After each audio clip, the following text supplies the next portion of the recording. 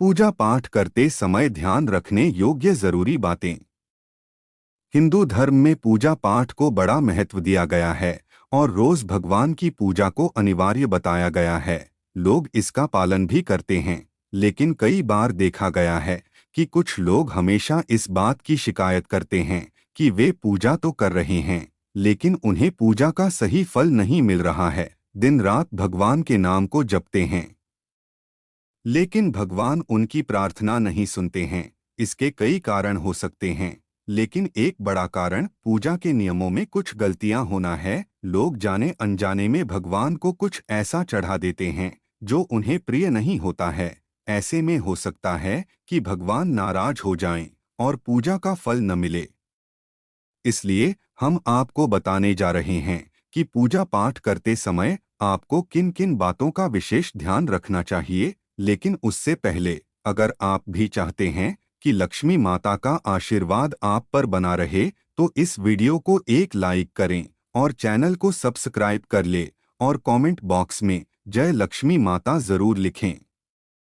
Number 1, किसी भी भगवान के पूजन में उनका आवाहन करना या आमंत्रित करना, ध्यान करना, आसन देना, स्नान करवाना, धूप दीप जलाना, अक्षत या चावल, कुमकुम, चंदन, पुष्प या फूल, प्रसाद आदि अनिवार्य रूप से होना चाहिए। नंबर 2, पूजन में पान का पत्ता भी रखना चाहिए। ध्यान रखें, पान के पत्ते के साथ इलायची, लौंग, गुलकंद आदि भी चढ़ाना चाहिए। पूरा बना हुआ पान चढ़ाएंगे तो श्रेष्ठ रहेगा। नंबर 3, देवी देवताओं को हार, फूल, पत्तियां आदि अर्पित करने से पहले एक बार साफ पानी से अवश्य धो लेना चाहिए। नंबर 4, सभी प्रकार की पूजा में चावल विशेष रूप से चढ़ाए जाते हैं। पूजन के लिए ऐसे चावल का उपयोग करना चाहिए जो अखंडित पूरे चावल हो, यानी टूटे हुए ना हो। चावल चढ़ाने से पहले इन्हें हल्दी से पीला करना बहुत शुभ माना गया है। इसके लिए थोड़े से पानी में हल्दी घोल लें और उस घोल में चावल को डुबोकर पीला किया जा सकता है। नंबर 5, पूजन कर्म में इस बात का विशेष ध्यान रखें कि पूजा के बीच में दीपक बुझना नहीं चाहिए। ऐसा होने पर पूजा का पूर्ण फल प्राप्त नहीं हो पाता है। नंबर 6, भगवान विष्णु को प्रसन्न करने के लिए पीले रंग का रेशमी कपड़ा चढ़ाना चाहिए। माता दुर्गा, सूर्यदेव व श्री गणेश को प्रसन्न करने के लिए लाल रंग का, भगवान शिव को प्रसन्न करने के लिए सफेद वस्त्र अर्पित करना चाहिए। नंबर 7, किसी भी प्रकार के पूजन में कुल देवता, कुल देवी, घर के वास्तु देवता, ग्राम देवता आदि का ध्यान करना भी आवश्यक है। इन सभी का पूजन भी करना चाहिए। नंबर 8, पूजन में हम जिस आसन पर बैठते हैं उसे पैरों से इधर उधर खिसकाना नहीं चाहिए। आसन को हाथों से ही खिसकाना चाहिए। नंबर 9, यदि आप प्रतिदिन घी का एक दीपक भी घर में जलाएंगे तो घर के कई वास्तु दोष भी दूर हो जाएंगे। नंबर 10, सूर्य, गणेश, दुर्गा, शिव और विष्णु ये पंचदेव कहलाते हैं। इनकी पूजा सभी कार्यों में अनिवार्य रूप से की जानी चाहिए। प्रतिदिन पूजन करते समय इन पंचदेव का ध्यान करना चाहिए। इससे लक्ष्मी कृपा और समृद्धि प्राप्त होती है। नंबर 11, तुलसी के पत्तों को 11 दिनों तक बासी नहीं माना जाता है। इसकी पत्तियों पर हर रोज जल छिड़ककर पुण्य भगवान को अर्पित किया जा सकता है। तुलसी के पत्तों को बिना स्नान किए नहीं तोड़ना चाहिए। शास्त्रों के अनुसार यदि कोई व्यक्ति बिना नहाए ही तुलसी के पत्तों को तोड़ता है तो पूजन में ऐसे पत्ते भगवान द्वारा स्वीकार नहीं किए जाते हैं। नंबर 12, दीपक हमेशा भगवान की प्रतिमा के ठीक सामने ही लगाना चाहिए। कभी कभी भगवान की प्रतिमा के सामने दीपक न लगाकर इधर उधर लगा दिया जाता है, जबकि यह सही नहीं है। नंबर 13, घी के दीपक के लिए सफेद रुई की बत्ती का ही उपयोग किया जाना चाहिए, जबकि तेल के दीपक के लिए लाल धागे की बत्ती श्रेष्ठ बताई गई है।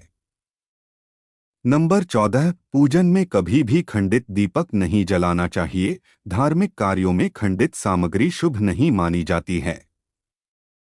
नंबर 15, शिवजी को बिल्व पत्र अवश्य चढ़ाएं और किसी भी पूजा में मनोकामना की सफलता के लिए अपनी इच्छा के अनुसार भगवान को दक्षिणा अवश्य चढ़ानी चाहिए, दान करना चाहिए। दक्षिणा अर्पित करते समय अपने दोषों को छोड़ने का संकल्प लेना चाहिए। दोषों को जल्दी से जल्दी छोड़ने पर मनोकामनाएं अवश्य पूर्ण होंगी। नंबर 16, भगवान सूर्य की 7, श्री गणेश की 3, विष्णु जी की 4 और शिव जी की 1 या 2 परिक्रमा करनी चाहिए। नंबर 17, घर में या मंदिर में जब भी कोई विशेष पूजा करें तो अपने इष्टदेव के साथ ही स्वस्तिक, कलश, नवग्रह देवता, पंच लोकपाल, षोडश मातृका, सप्त मातृका का पूजन भी अनिवार्य रूप से किया जाना चाहिए। इन सभी की पूरी जानकारी किसी ब्राह्मण पंडित से प्राप्त की जा सकती है। विशेष पूजन पंडित की मदद से ही करवानी चाहिए ताकि पूजा विधिवत हो सके। नंबर 18, घर में पूजन स्थल के ऊपर कोई कबाड़ या भारी चीज न रखें। नंबर 19, भगवान शिव को हल्दी नहीं चढ़ाना चाहिए और न ही शंख से जल चढ़ाना चाहिए। नंबर 20, पूजन स्थल पर पवित्रता का ध्यान रखें। चप्पल पहनकर कोई मंदिर तक नहीं जाना चाहिए। चमड़े का बेट या पर्स अपने पास रखकर पूजा न करें। पूजन स्थल पर कचरा इत्यादि न जमा हो पाए। नंबर 21, मंदिर में लगे सूखे हार फूल हटा देने चाहिए। नंबर 22, हमेशा भगवान श्री गणेश की आराधना से पूजा प्रारंभ करें। श्री गणेश को तुलसी दल चढ़ाने से बचें। भगवान गणेश को तुलसी दल चढ़ाने से दोष लगता है। नंबर 23, शिव शंभू को कभी भी केतकी का फूल नहीं चढ़ाना चाहिए। पौराणिक कथाओं के अनुसार भगवान शिव ने केतकी को श्राप दिया था, इसलिए भगवान शिव को यह फूल नहीं चढ़ाना चाहिए, वरना भक्तों के काम बिगड़ सकते हैं। नंबर 24, भगवान की प्रतिमा को स्नान करवाते वक्त सिर्फ उंगलियों का प्रयोग करें। भगवान को स्नान करवाते समय कभी भी अंगूठे का इस्तेमाल नहीं करना चाहिए। ऐसा करने से भगवान अप्रसन्न होते हैं और घर में विपत्ति आती है। नंबर 25, दीपक को कभी भी जमीन पर रखकर प्रज्वलित ना करें।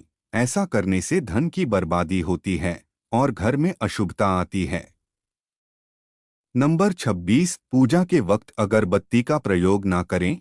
ऐसा इसलिए क्योंकि इसे बांस की लकड़ियों के साथ बनाया जाता है और बांस की लकड़ियों का प्रयोग अंतिम संस्कार में किया जाता है, इसलिए इसे अशुभ माना गया है। नंबर 27, रविवार के दिन तुलसी के पत्ते तोड़ने से बचें। मान्यताओं के अनुसार रविवार के दिन तुलसी के पत्ते तोड़ने से भगवान विष्णु अप्रसन्न होते हैं। नंबर 28, भगवान शालिग्राम को कभी भी चावल अर्पित नहीं करना चाहिए। वास्तुशास्त्र के अनुसार ऐसा करने से दोष लगता है। नंबर 29, पूजा में गंदे कपड़े पहनकर ना बैठें। कभी भी गंदे कपड़े पहनकर पूजा नहीं करनी चाहिए। मान्यताओं के अनुसार ऐसा करने से घर में दरिद्रता आती है। नंबर 30, पूजा के दौरान मन को पवित्र रखें। कभी भी पूजा करते समय मन को दूषित नहीं रखना चाहिए। कहा जाता है कि पूजा के दौरान मन में बुरे ख्याल रखने से पूजा का फल प्राप्त नहीं होता है। नंबर 31, पूजा में इस्तेमाल किए गए फूल अगर सूख जाएं, तो उन्हें कभी भी फेंके नहीं। सूखे हुए फूलों को किसी पवित्र नदी में प्रवाहित कर दें। नंबर 32, शास्त्रों के अनुसार देवी देवताओं का पूजन दिन में 5 बार करना चाहिए। सुबह 5 से 6 बजे तक ब्रह्मा मुहूर्त में पूजन और आरती होनी चाहिए। इसके बाद प्रात 9 से 10 बजे तक दूसरी बार का पूजन, दोपहर में तीसरी बार पूजन करना चाहिए। इस पूजन के बाद भगवान को शयन करवाना चाहिए। शाम के समय 4-5 बजे पुन पूजन और आरती। रात को 8-9 बजे शयन आरती करनी चाहिए। जिन घरों में नियमित रूप से 5 बार पूजन किया जाता है, वहां सभी देवी देवताओं का वास होता है और ऐसे घरों में धन धान्य की कोई कमी नहीं होती है। नंबर 33, प्लास्टिक की बोतल में या किसी अपवित्र धातु के बर्तन में गंगाजल नहीं रखना चाहिए। अपवित्र धातु जैसे एल्यूमिनियम और लोहे से बने बर्तन में गंगाजल नहीं रखा जाना चाहिए। गंगाजल तांबे के बर्तन में रखना ही शुभ रहता है। नंबर 34, स्त्रियों को और अपवित्र अवस्था में पुरुषों को शंख नहीं बजाना चाहिए। यह इस नियम का पालन नहीं किया जाता है तो जहां शंख बजाया जाता है वहां से देवी लक्ष्मी चली जाती हैं। नंबर 35, मंदिर और देवी देवताओं की मूर्ति के सामने कभी भी पीठ दिखाकर नहीं बैठना चाहिए। नंबर 36, किसी भी पूजा में मनोकामना की सफलता के लिए दक्षिणा अवश्य चढ़ानी चाहिए। दक्षिणा अर्पित करते समय अपने दोषों को छोड़ने का संकल्प लेना चाहिए। दोषों को जल्दी से जल्दी छोड़ने पर मनोकामनाएं अवश्य पूर्ण होंगी। नंबर 37, आमतौर पर फूलों को हाथों में रखकर हाथों से भगवान को अर्पित किया जाता है। ऐसा नहीं करना चाहिए। फूल चढ़ाने के लिए फूलों को किसी पवित्र पात्र में रखना चाहिए और इसी पात्र में से लेकर देवी देवताओं को अर्पित करना चाहिए। नंबर 38, हमेशा इस बात का ध्यान रखें कि कभी भी दीपक से दीपक नहीं जलाना चाहिए। शास्त्रों के अनुसार जो व्यक्ति दीपक से दीपक जलाते हैं वे रोगी होते हैं। नंबर 39, भगवान की आरती करते समय ध्यान रखें ये बातें। भगवान के चरणों की 4 बार आरती करें, नाभि की 2 बार और मुख की 1 या 3 बार आरती करें। इस प्रकार भगवान के समस्त अंगों की कम से कम 7 बार आरती करनी चाहिए।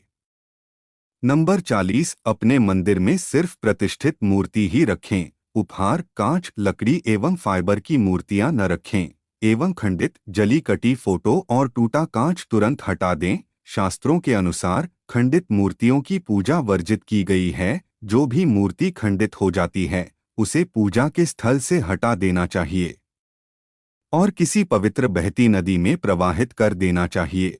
खंडित मूर्तियों की पूजा अशुभ मानी गई है। इस संबंध में यह बात ध्यान रखने योग्य है कि सिर्फ शिवलिंग कभी भी किसी भी अवस्था में खंडित नहीं माना जाता है। नंबर 41, मंदिर के ऊपर भगवान के वस्त्र, पुस्तकें एवं आभूषण आदि भी न रखें। मंदिर में पर्दा अति आवश्यक है। अपने पूज्य माता पिता तथा पितरों का फोटो मंदिर में कदापि न रखें। उन्हें घर के नैऋत्य कोण में स्थापित करें।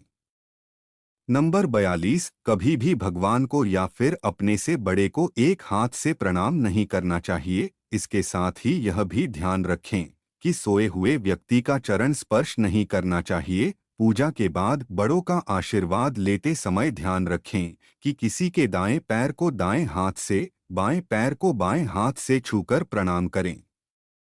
नंबर 43, जप करते समय जीभ या होंठ को नहीं हिलाना चाहिए। इसे उपांशु जप कहते हैं। इसका फल 100 गुना प्राप्त होता है। माला जप करते समय दाएं हाथ को कपड़े या गौमुखी से ढककर रखना चाहिए। जप के बाद आसन के नीचे की भूमि को स्पर्श कर नेत्रों से लगाना चाहिए। इससे आपको जप के पूर्ण फल की प्राप्ति होती है। नंबर 44, शास्त्रों के अनुसार घर में पूजा करने का स्थान ईशान कोण में होना चाहिए। उत्तर दिशा और पूर्व दिशा के बीच का भाग ईशान कोण होता है। ईशान कोण को शुभ कार्यों के लिए सबसे उत्तम दिशा माना गया है। इस दिशा में पूजा के मंदिर को स्थापित करें। यदि किसी कारणवश ऐसा न भी कर पाएं तो भूलकर भी घर के ईशान कोण में गंदगी जमा न होने दें। वह घर के इस हिस्से को सदा पवित्र रखें। ईशान कोण के अतिरिक्त पूर्व दिशा भी पूजा स्थान के लिए श्रेष्ठ मानी जाती है। इसलिए आप घर में ईशान कोण व पूर्व दिशा दोनों में से जहां भी सुविधाजनक रूप से पूजा स्थल की स्थापना कर सकें। नंबर 45, पूजा स्थल में गणेश जी की स्थापना अवश्य करें। इसके लिए एक सुपारी पर लाल धागे मौली को लपेट लें और कुमकुम से तिलक कर एक कटोरी में थोड़े चावल रखकर स्थापित करें।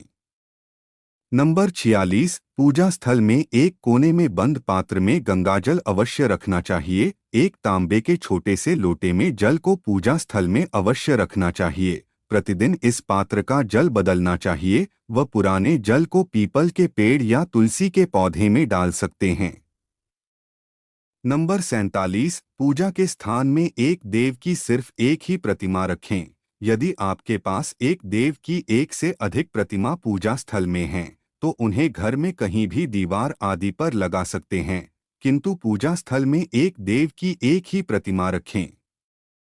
नंबर 48, घर में पूजा के स्थान पर कभी भी बड़ी मूर्तियां नहीं रखनी चाहिए। बड़ी मूर्तियों में प्राण प्रतिष्ठा होना अनिवार्य हो जाता है। इसलिए बड़ी मूर्तियां मंदिर के लिए ही उचित हैं। पूजा स्थल में छोटी मूर्ति रख सकते हैं। नंबर 49, पूजा करने के स्थान पर भूलकर भी अपने पितृदेव स्वर्गीय माता, पिता या गुरु की फोटो न लगाएं, उनका स्थान अलग रखें। नंबर 50, पूजा स्थल में कूड़ा कचरा एकत्रित न होने दें, प्रतिदिन पूजा घर की सफाई करें। नंबर 51, अगर आपने पूजा घर में कोई मूर्ति की स्थापना की हुई है तो ध्यान दें, मूर्ति का कोई भी हिस्सा खंडित नहीं होना चाहिए। मूर्ति खंडित होने पर तुरंत उसे वहां से हटा दें। खंडित मूर्ति को बहते जल में विसर्जित कर सकते हैं। नंबर 52, पूजा के समय यदि संभव हो तो शुद्ध देसी गाय के घी का प्रयोग करें व भोग लगाने के लिए अग्नि में गाय के गोबर के कंडों उपलों का ही प्रयोग करना उत्तम माना गया है। नंबर 53, पूजा पाठ के समय दीपक कभी भी बुझना नहीं चाहिए। शास्त्रों में यह एक बड़ा अपशगुन माना गया है। नंबर 54, पूजा पाठ के समय गुग्गल युक्त धूप बत्ती का प्रयोग करें। गुग्गल घर के वातावरण को शुद्ध और घर से नकारात्मक ऊर्जा या बुरे दोष को दूर करती है। नंबर 55, रात्रि को सोते समय पूजा स्थल को लाल पर्दे द्वारा ढक दें व सुबह होने पर पर्दे को हटा दें।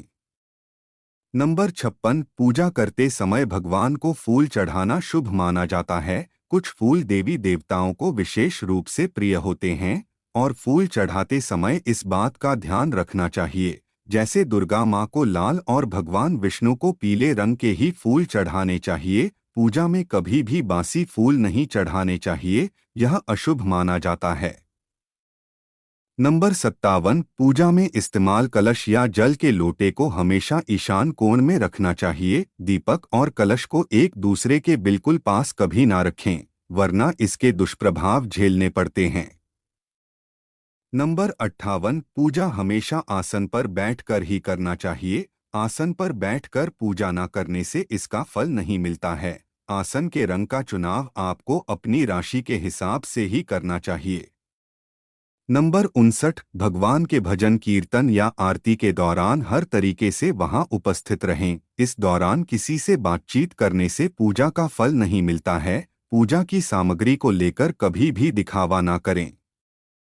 नंबर 60, आप पूजा किनकी करने जा रहे हैं, उस हिसाब से आसन का चुनाव करें। पूजा शुरू करने से पहले देखें कि आसन किस चीज का है, किस रंग का है, क्योंकि अलग अलग रंग के आसन का अपना अलग महत्व है। कोशिश करें कि कंबल या ऊन से बने आसन का ही प्रयोग करें। धन की देवी माता लक्ष्मी, माँ दुर्गा और हनुमान जी की पूजा करने जा रहे हैं तो लाल रंग के आसन का प्रयोग करें।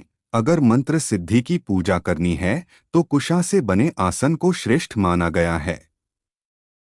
यह तमाम जानकारी जनरुचि को ध्यान में रखकर दी जा रही है। ज्योतिष और धर्म के उपाय और सलाहों को अपनी आस्था और विश्वास पर आजमाएं। वीडियो का उद्देश्य मात्र आपको बेहतर सलाह देना है।